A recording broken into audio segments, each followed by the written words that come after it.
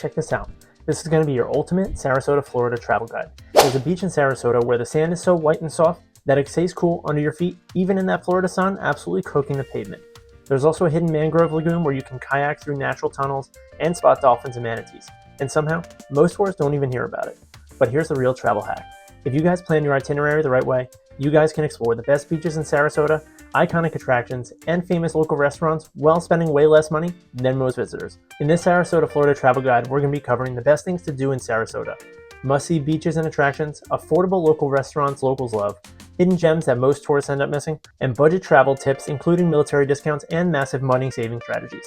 And before we jump in, check the description below because we've linked our Castaway Travelers gear shop, plus some additional travel tools and some discounted websites we personally use that can save you guys hundreds on hotels, tours, as well as flights. You're going to want to check these out. And if you guys enjoyed discovering amazing destinations while keeping the travel budget under control, hit subscribe and comment below. What's your favorite beach in Florida? All right, let's explore Sarasota.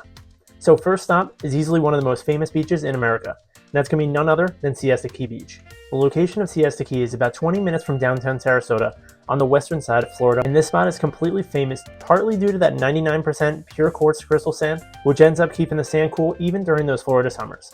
And the best time to head over to Siesta Key is going to be the sunrise for those peaceful walks or the sunset for those incredible Gulf Coast colors. You guys are going to want to check it out.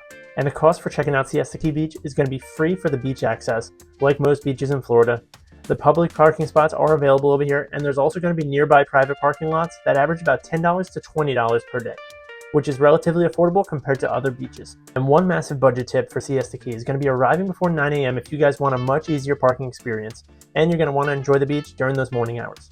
And in terms of photo spots at Siesta, I want you guys to check out the North End dunes, as well as those incredible sunset shots that are facing the Gulf. And a hidden local tip for Siesta Key is going to be walking north along the shoreline for some quieter sections that most visitors never end up reaching. Something to note that will definitely change your experience is that dolphins frequently end up swimming close to shore in the morning time. So if you guys are heading over there around 9 a.m. and saving some money and time on parking, you guys can frequently see dolphins in this area. And one incredible fun fact about Siesta Key Beach is that it's repeatedly been ranked #1 beach in the United States by major travel publications. Alright guys, moving on. So next up is going to be one of the more cultural and most impressive attractions in Florida. And that's going to be none other than the John and Mabel Ringling Museum of Art. What a mouthful. The location for this is also along the Sarasota Bayfront. This is a massive art museum and historic estate that was built by circus magnate John Ringling. And this is a must-see over here because it's got some world-class European art collections, a historic circus museum, as well as some incredible waterfront gardens. And the average cost for Ringling is going to be about $25 per adult for admission, and the museum and the mansion access, combining the two, ends up saving you guys money, and it'll be just about $35 for the two. And in terms of guided tours over at Ringling, it's going to be about $60 to $75 depending on the experience. And for military discounts, they're available at the ticket counter with valid identification. And the best time to visit this spot is going to be in the early weekday mornings, so keep that in mind. And in terms of checking out incredible photo spots here, I want you guys to check out the Ca di Zan Mansion Terrace, as well as the Italian-style courtyard arches. And one incredible detail about this spot is that the mansion was actually designed to resemble a Venetian palace that's on the Adriatic Sea.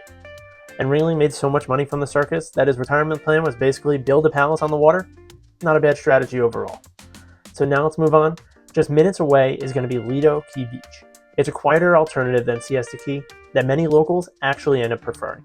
So this is going to be Lido Key Beach as well as St. Armands Circle. And this is going to be right over near downtown Sarasota. And you're going to want to check this spot out because it's got those calmer waters, the easier parking situation, as well as the close restaurants, as well as the shops. And the best time to head over here, similar to the other spots, is going to be late morning before those crowds arrive.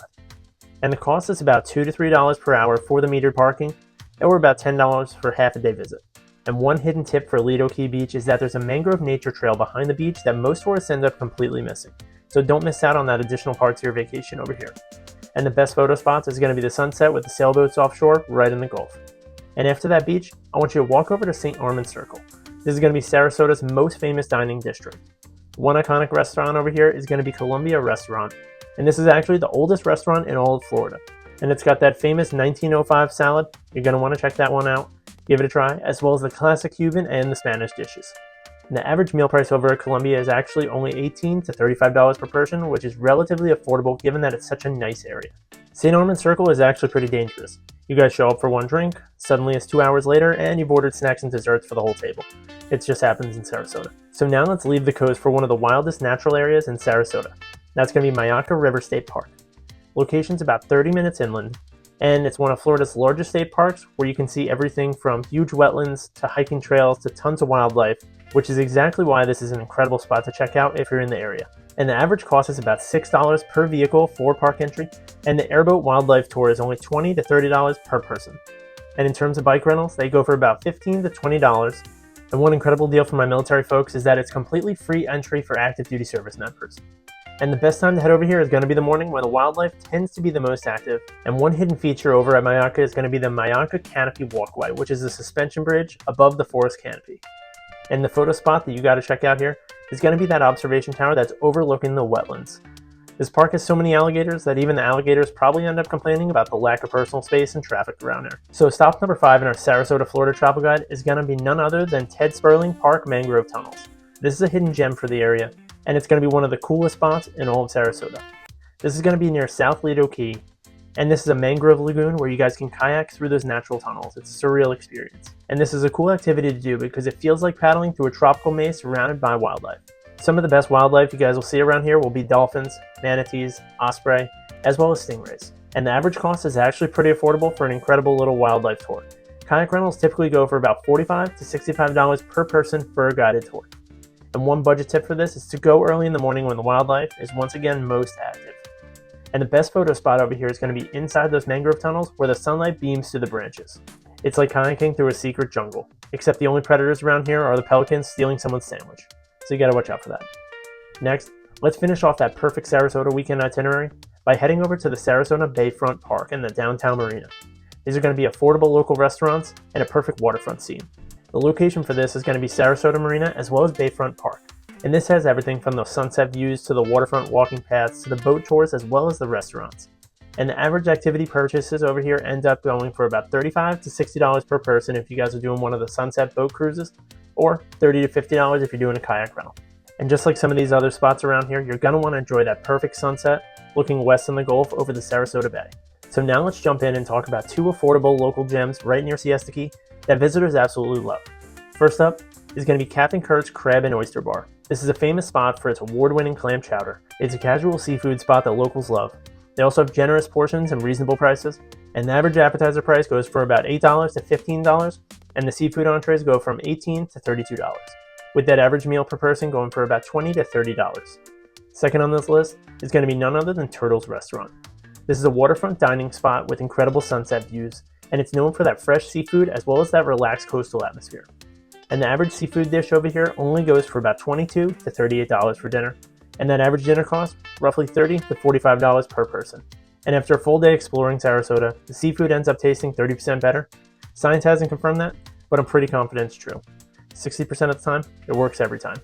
So there you have it, the best thing to do in Sarasota, Florida in 2026. From Siesta Key Beach to Lido Key to the Ringling Museum to the Myakka River State Park to mangrove kayaking at Sperling Park, as well as some incredible, fantastic, affordable local restaurants.